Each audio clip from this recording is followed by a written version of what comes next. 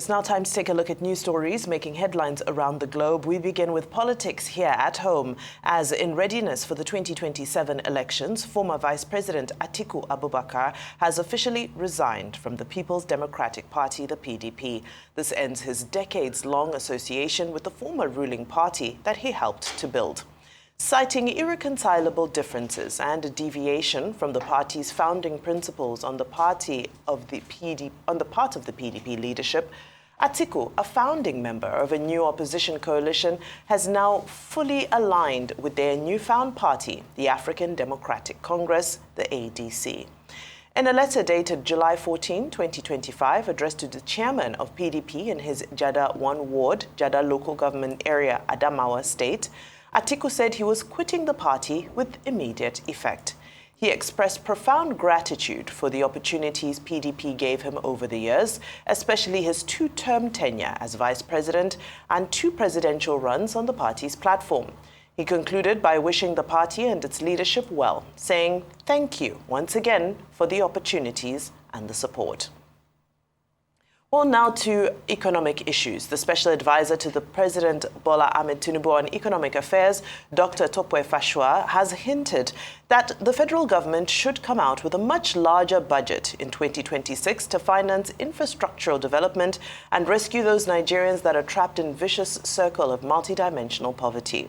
Fashua stated this yesterday in his virtual presentation during the Lagos Chamber of Commerce and Industry 2025 Mid-Year Review and Outlook Conference, where he spoke on a half-year economic review and performance of 2025 budget, implications and opportunities for business. He said a new economy was emerging in the country as Nigeria was moving towards zero export of crude oil and zero import of refined petrol products. He added that the export of crude oil declined by 50% in 2024, while the country saved $15 billion from import of petroleum products, which reduced to $10 billion in 2024. He alluded to the report, which stated that 130 million Nigerians are trapped in multidimensional poverty, and declared that multidimensional poverty is only and solely about the level of Nigeria's infrastructural development. While still focusing on the economy, Nigeria's annual inflation rate declined to 22.22% in June from 22.97% in May 2025, and this is according to the latest National Bureau of Statistics report released on Wednesday. The Statistics Office says the June 2025 headline inflation rate showed a decrease of 0.76% compared to the May 2025 headline inflation rate. On a year-on-year basis, the Bureau said the headline inflation rate has dropped by 11.97% from the rate recorded in June 2024 at 34.19%. Meanwhile, on a year-on-year basis, the food inflation rate settled at 21.97%.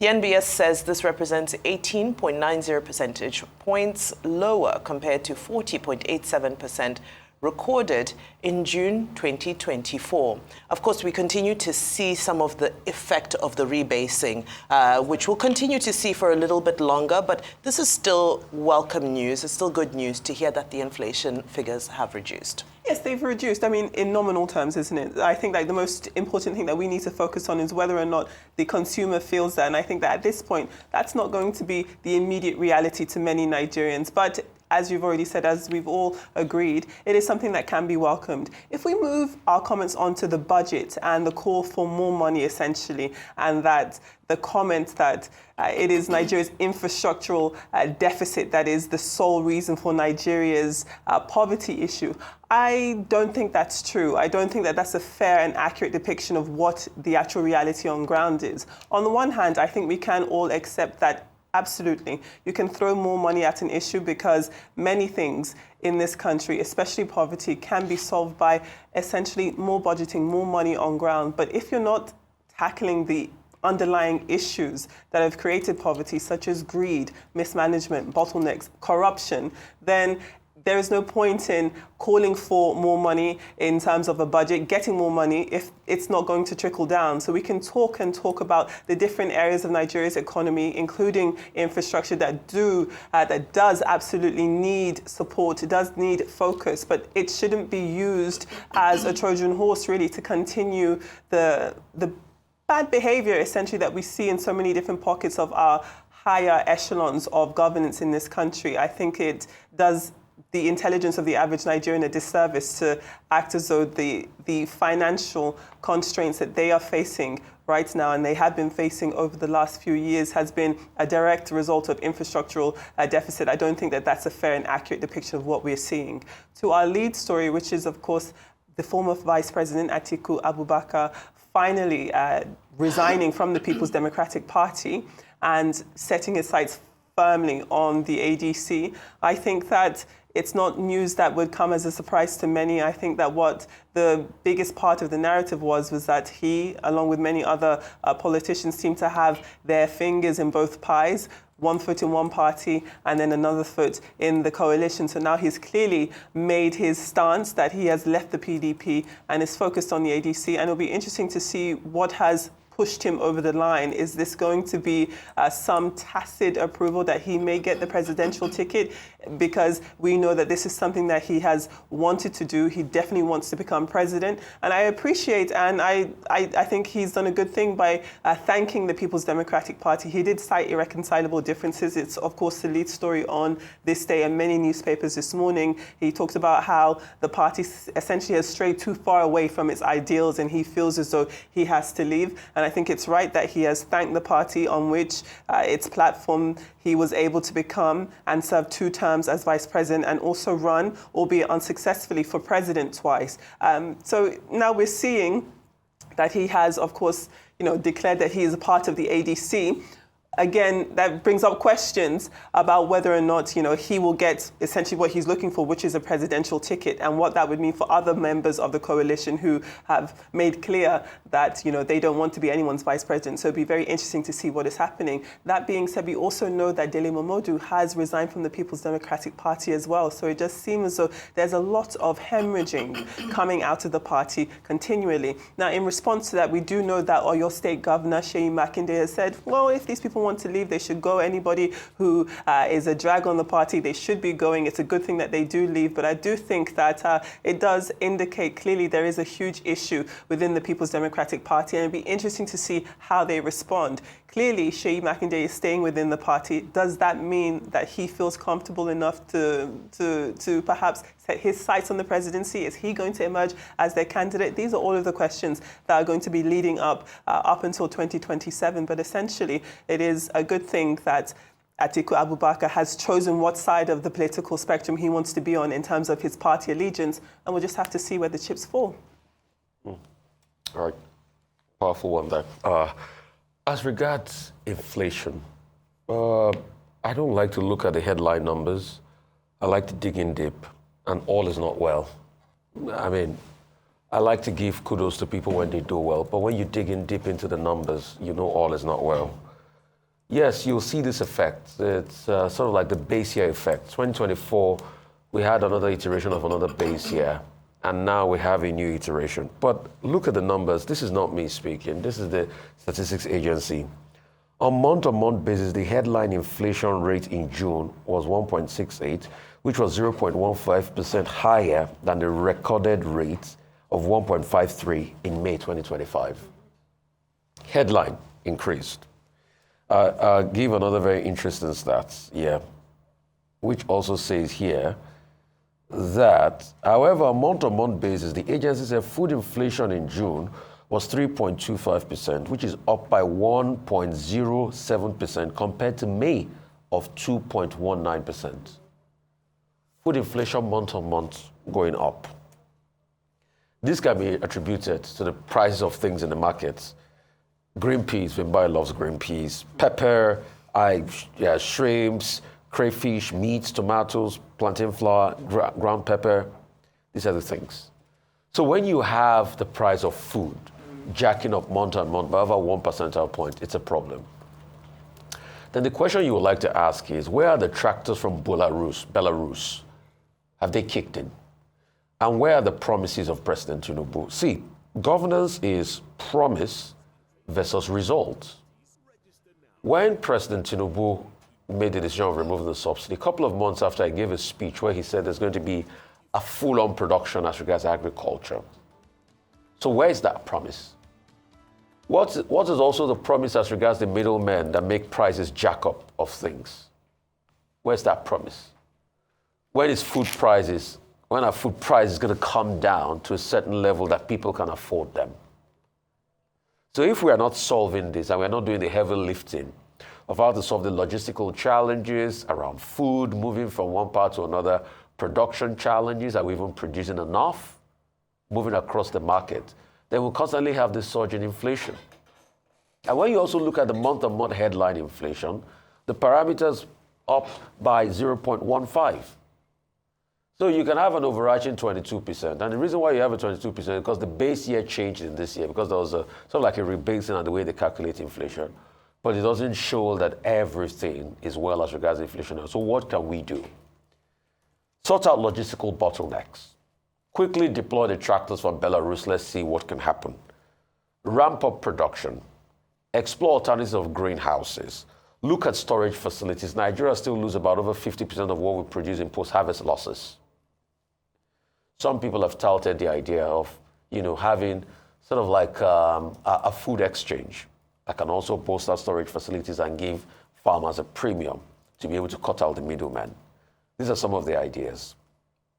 Secondly, as regards the economy, my brother and my very dear friend, Tokwe Fashoa, has a point, but he also misses the point at the same time. He has a point that if we have a bigger budget, things will be a whole lot better. But he also misses the point of accountability of this budget we run. To start with, what are the parameters of the budget? This year already, we have multiple budget cycles. In fact, we are running too many budget cycles concurrently. So at first, if you don't have a clear level of prudence in your budget cycle, then you don't have a budget. Secondly, what's the budget performance? Paltry. In a country where the Minister of Health did say that he only got about 15% of what was budgeted for his capital projects, there is no, like they say in local parlance, no Jupiter anywhere that can tell you how to increase that budget, because even the one they marked is not viable. Secondly, how do we make the money? Diversification of revenue stream. Tax bill is on board. Yes, kudos to the government in that. They want to get more taxes in. Crude oil, that's not sustainable in the long run. But what are the other alternatives? Andrew Nevin of PwC have extensively campaigned on dead capital. Assets that needs to be revamped. Where are those assets? Federal Secretariat, for instance. That Federal Secretariat, former Federal Secretariat right here in Ikoyi, God knows what is going on there. If we revamp that asset, maybe it could bring some money into the government. So many dead assets here and there. Most importantly, governmental prudence. I don't want to increase the bureaucracy, but I'll fancy an Office of Budget Responsibility of some sort that can scrutinize the budgets. Because even most of the money you allocate to projects are not done. The National Assembly debacle, constituency project, thousands of constituency projects allocated. We all remember the Oji River scam and a couple of other projects that has a repetitive hold in the budget. So these are the conversations. See, if you can scrutinize the budget and reduce the level of corruption in the budget to about maybe 10, 20% corruption, and you milk the budget in such a way that there's a performance outcome of over 60, 70%. Even if you put over $25, $30 billion, you will see what you have done with the money. But the problem is you have an humongous budget, corruption is writ large, performance outcomes are low, projects are not properly executed. We still have a country where ministers pay money into private accounts. And when that happens, you cannot stretch the budget properly. So at first, where is the discipline of budgeting in the first place? You cannot say we need more money when you don't have the discipline of budgeting, because a man that can manage $36 billion cannot manage $50 billion effectively. And that's what's happening in the Nigerian budgeting cycle. So at first, let's do the whole heavy lifting. How can we scrutinize the budget effectively? Remove some fats from that budget. There are many projects that are reoccurring. Sometimes in my spare time, I like to read the line item of Nigerian budgets. And you know what they used to bamboozle a lot of Nigerians? Because the line item will be thousands and thousands, it will be close to 1,000, in what's it called, scrolls and scrolls of pages sometimes. So you cannot go through all of it. You will see a lot of project duplication. You will see a governmental agency that has no business with pregnancy awareness doing pregnancy awareness. The easiest way to chop money in the budget is these things about sensitization and workshop. Look at the impact outcomes of this sensitization and workshop. It's all, like they say in local parlance, dangbana shoko. So you cannot get anything done. You can't make omelets without breaking egg. What Mr. Fashua is saying invariably by saying, oh, it's good to have a bigger budget size without looking at budget scrutiny is like breaking omelets, is like making eggs without breaking, is like making omelets without breaking eggs. The most important thing is the budget scrutiny, which we don't like to do the heavy lifting on. And is there a budget performance review where agencies are scrutinized on how they spend and retire money? As regards Atiku, how many parties have Atiku gone to now? Can anybody count? So from SDP in 1993 to PDP to ACN to APC to PDP about his ambition. Yes, he has an ambition. I wish him well. I wish him the goodwill of God because power comes from God. And nobody has any right to be able to meet against a man's ambition. President Buhari too had ambition. He ran many times. But for me, this morning, my greatest ambition is for the people that live in a country that has so much potential but are suffering. And this is what I will hold the politicians by when the scrutiny starts. What will they do for Nigeria? I have not seen their blueprints, but I have news for ADC. The truth is, I hear a little bird tells me that they said they will reduce petrol prices. That one of them said it somewhere. I will scrutinize them on that. They will give me empirical facts on how they are going to do it. Because you want to uproot a government does not mean we should start saying some things that are not practical and tenable.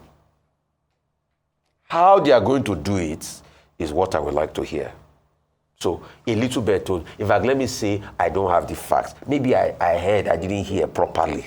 Maybe I heard whimsically. One of them, they will reduce, because that's how politicians behave. That's how one party said they will turn $1 to £1. Maybe yield the floor. 1:1. I mean, we can all aspire towards something, can't we? Where do we begin today? There's so many issues to unpack. I'll begin with where Rufai left off with the issues concerning high-level members departing the PDP and making their partnership or their membership of the ADC official. Now, of course, this has been a point of contention for a large amount of time, is we've critiqued the fact that we have people who are straddling between various platforms and we're not entirely sure where they lie. Are they hedging their risk and placing their bets in various places to ensure that all things align for them at the end of the road? However, I think it's also important to begin by just giving honor where it's due in a political climate where we are seeing that the new trend is that one plays a game holding the card or wearing the flag or uniform of one team while batting for another team. So when you see politicians doing the honorable thing and sending their resignation in and moving to a new platform, then I think it's also important to note that the right thing is being done in terms of procedure and respecting the uni-party membership system. However, everybody is saying that, well, you know, this was expected because it's looking highly unlikely that there's going to be anything left for the former vice president in the PDP. He's going to the ADC. Now, the permutations at the ADC continue to get more and more complex because it now looks like it's also likely that he will be the presidential flag bearer for the coalition. What then happens to Peter Obi, as Obedience are saying that vice presidency is not their portion? The presidency is where they're headed. However, now let's look at some recent developments in the political climate.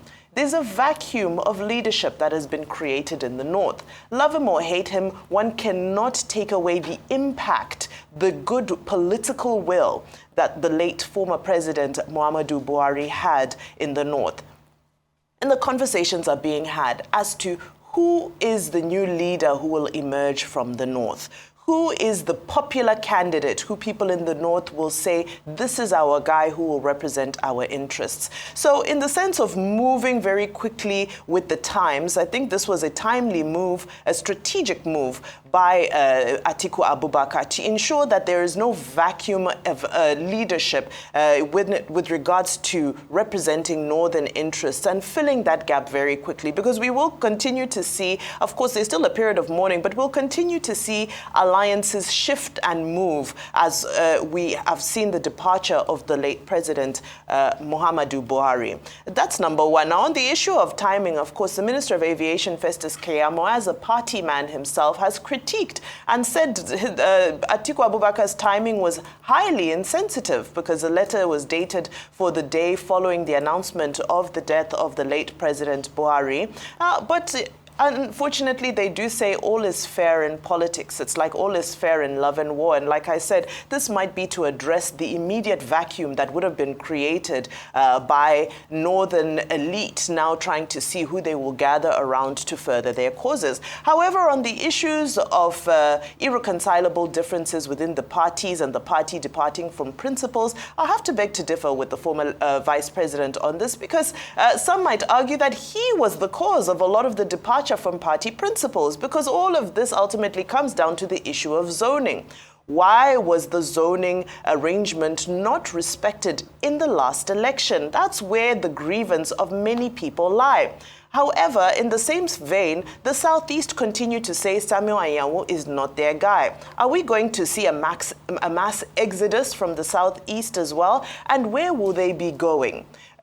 Peter Obi has reaffirmed his allegiance to the Labour Party. That was over the weekend. He says he will continue to be a member of the Labour Party. Will he be able to pull the PDP Southeast in his direction? Will they head to the ADC? Or will they merge into APGA and form a surrogate for the APC, as we're seeing some body language from the Eastern governors currently pointing towards? Of course, we'll continue to follow that as all things fall into place. 2027 is still a very long time away. As they say, 24 hours is too long in politics. Now to the issue of inflation. I think one of the most concerning details for me when you look at the breakdown of the inflation statistics is the variance of inflation in different states. You have a Borno state, which is currently recording the highest headline inflation at 31.63%, and then Zamfara recording 9.9%. I found this peculiar because both states are experiencing insecurity. Both states are facing similar challenges. And I'm also surprised that the lowest inflation would be in the northern part of the country, because as we know, one of the key contributors to the slight decline that we've seen in the inflation numbers is the reprieve that we saw last month when it came to the energy prices. Remember, with all that happened in the Middle East, there was a time when the oil price came down, and we did feel that decrease in our fuel prices. However, we know that when fuel is transported to the northern part of the country, it's more expensive there.